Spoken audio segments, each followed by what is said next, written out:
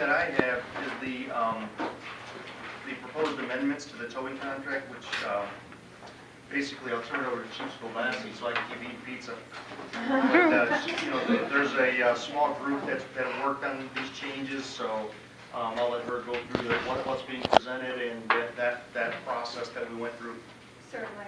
Thank you, Mr. Mayor. I'm going to go ahead. I've made copies of everything for all of council, which includes an amended price sheet. Again, we tried to mirror Michigan State Police as closely as possible, so indicates several decreases there. Also, what we are proposing is a Taylor resident special pricing program for Taylor residents. A really nice feature there, as well as I've attached to the back a summary of the changes and what they actually represent to hopefully make it a little bit easier for you. So I will pass this out.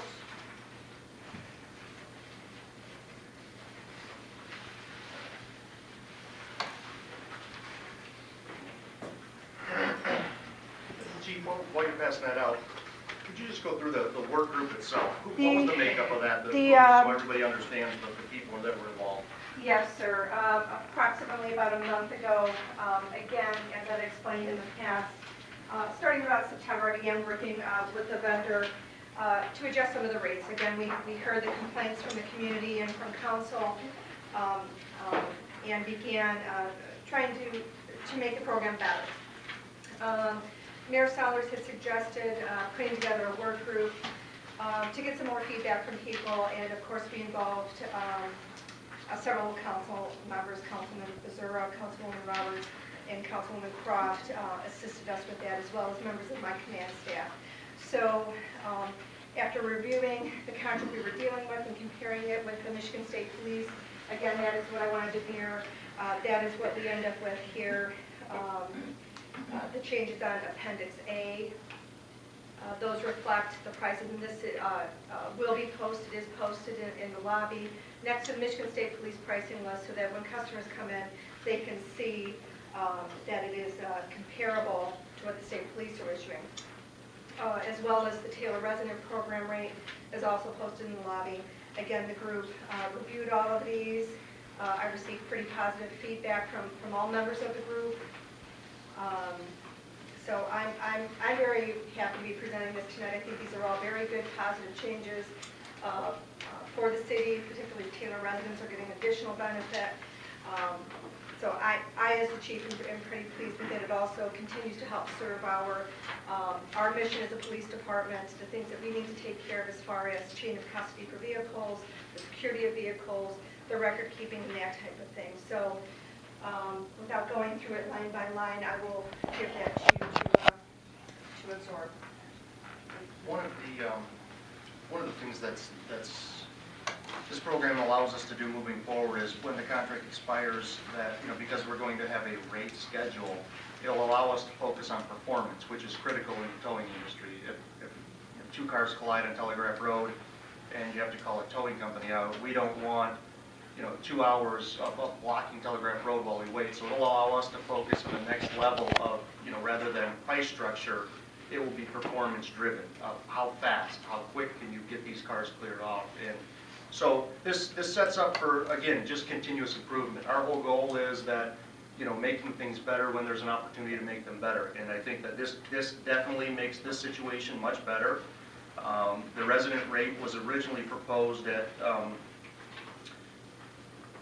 24 hours of free storage, and then we didn't think that was quite enough, so it was up to 48 hours, and then there were some parameters put in place, such as the as long as you were a legal driver. So if you had a suspended license, we didn't feel that rewarding somebody to be driving illegal was fair. So there's no insurance. No insurance, that type of program. So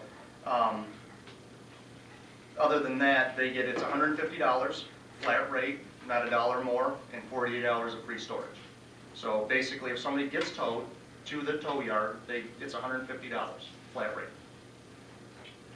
I just wanted to add to this, that being a part of the work group here is, I think, was very beneficial for me and the other council members as well. But just because it gave us an awareness of that this is just not a contract of towing from point A to point B.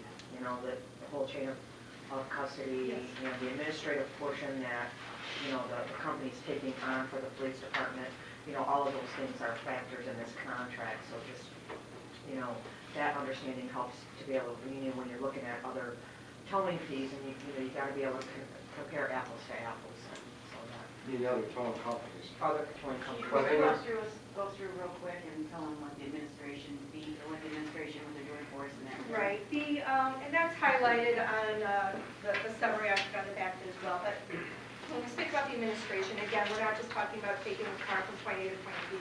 Because of the police tow, there's a lot of state requirements we have to follow in terms of Secretary of State, if vehicles are abandoned, that type of thing. And working with the vendor, beginning in 2006, a new state law came down in terms of abandoned vehicles, and that they had to be entered into the state system, and after 10 days, they become abandoned. And there's a lot of parameters and a lot of requirements. Prior to the vendor taking over some of those services and helping us with the record keeping at the impound lot, we had a full-time officer handling those duties. One full-time officer. Obviously, that is somebody I would rather have out on the street than pushing vehicle registration paperwork and that type of thing. So that's what we're talking about. And you know, that's a huge liability for the police department if something does not get recorded. You know, that comes back to us, the vehicle's out that hasn't been entered properly, and it gets stopped in another jurisdiction or something like that, then that comes back to us. That makes us look unprofessional, and that creates a liability for the city and for the police department. And that's been one of the good things working with this vendor is that we've had no complaints like that. I know recently, one of our vehicles were sold, you know, through another auction, through another vendor. That paperwork was not taken care of. And I was getting calls in my office from the owner wanting to know what happened. I had no control over that because that was auctioned off as, you know, through another department in the city. So those are all things that we take into consideration when we're doing it. So I don't know if that answers your question or not, but that's it. I just wanted to give a background on that, so I knew. Right, right. Just I have a couple of questions. Sure. I know in the contract it says so earner that you can change it or modify it Yes. in the original contract. Is this too much modification, or we can, I mean, what if the companies that originally bid on this contract come back and go, well, wait a minute, you know, we would have done that, you know, I don't know. It's just a Well, question. I guess if you're saying from a legal standpoint, we have a legal opinion from the last administration that says that towing contracts don't even require bidding. Now, I guess from a legal standpoint, I don't say I agree with that, Right. but I think that if you're looking for coverage that we're within the law, I think we're well within the right of the law. Okay. And then when we put this out to bid next time, it's going to be, everything's going to be included so everybody can bid apples to apples. As What- far as all the paperwork that he does now and all that stuff. Right. What will happen next time that the mayor touched on is we will do a request for proposal. In the past, when we have put it out for bid, we have simply been at the will of the companies giving us what they will do, what their prices are. Again, in modeling the Michigan State Police, what we would do is basically have this sheet that I've given you and say, this is our request for proposal. These are the prices that we have set. And if, along with some other stipulations, if they can be in the city, if they can have a program that will handle the record keeping that we want, if they can guarantee the security and what measures they're taking to keep our property secure, those type of guidelines and criteria.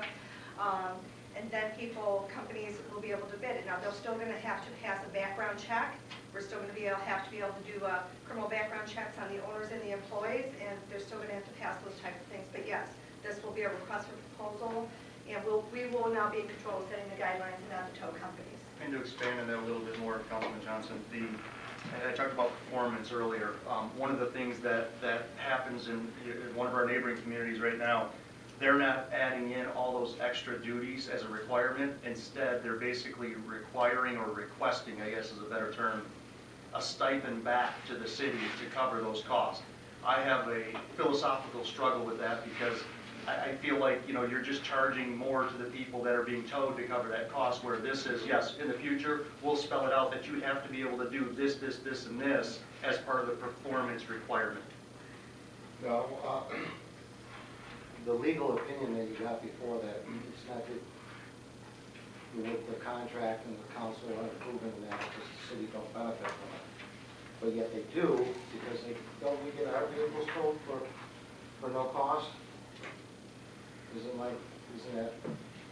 You mean so the we city do that, benefit? And the city benefit from it. you know, you said that you said you had a opinion from the last attorney that this didn't even have to come to council? The towing contract itself, yeah. Right. Most communities don't bring their towing contracts forward, and the Right. argument that's made is that it's a pass-through, there's no cost to the taxpayer. And I disagree with that, but it doesn't Right. change that's an opinion. Well, yeah, but also, I thought you said that the city don't benefit from it, as far as financially. No, not an No, opinion, it's just a... I'm trying to find the letter for you, sir, but the determination was that because the city isn't paying out any money Right. for the service, that there was, just like the Helpline situation that we have. Yeah, that was the... I'm trying to find that for you.